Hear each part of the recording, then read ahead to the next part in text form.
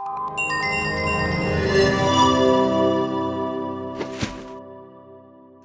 engagement fans, welcome back to the Engagement Studio. I'm Ann Maltese, a member of our Insights team here at Quantum Workplace. Today, I'm going to talk about Performance Improvement Plan one-on-ones.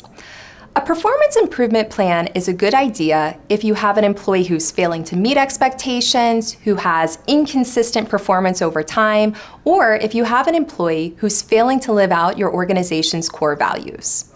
The performance improvement plan should give your employee an opportunity to improve. It's critical that they know what needs to improve and by when, and that they feel accountable for improving their performance.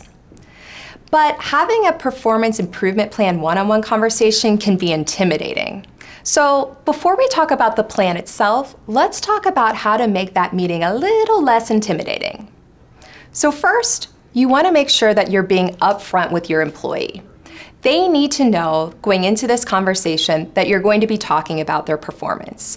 The worst thing that you can do is to blindside them. So avoid using a calendar invitation that says something like, update on project, because that gives you an opportunity to prepare for this meeting, but it doesn't give your employee a fair chance to prepare.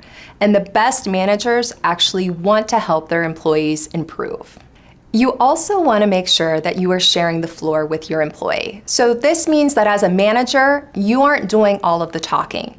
It's important for the employee to feel like they have an opportunity to share their point of view or to ask clarifying questions. And then finally, just be respectful. Talking about performance is personal, it's sensitive, it's hard.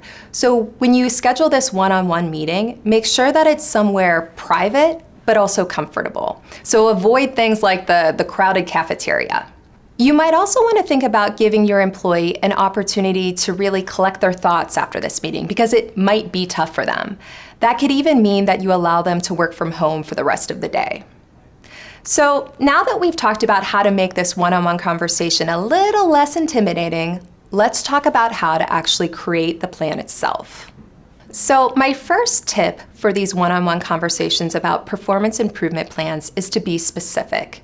When discussing performance, you want to be specific, you want to be objective, and you want to bring examples to discuss. It's also helpful to talk about what good performance looks like, so it's easier for the employee to see the gap. But as I mentioned earlier, you want to make sure that you give your employee an opportunity to speak his or her point of view during this conversation too. Tip number 2 is to align. So we've discussed the performance issues, now it's time to actually create the performance improvement plan. Here, it's helpful to think about SMART goal setting. The performance improvement plan should be specific, measurable, achievable, relevant, and time limited. It is so important for the employee and the manager to be totally aligned on what needs to improve and when it needs to improve by. This makes sure that there's perfect clarity, but it's also important when you're creating this plan to involve the employee too. If the manager does all of the work, the employee might not feel like it's fair, or they might not have an opportunity to ask clarifying questions. Tip number 3 is to acknowledge potential outcomes. So what happens if the employee fails to improve by the specified time? Will they still have a job? Will they be eligible for a different role in the company? So while sometimes this decision falls to you, the manager, or sometimes it falls to HR, it's still important that the employee is aware of the potential consequences.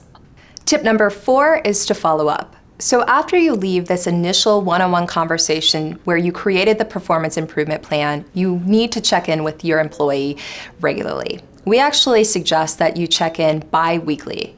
This shows that you care about the employee as a person, and it also makes sure that you have an opportunity to make sure that you are aligned.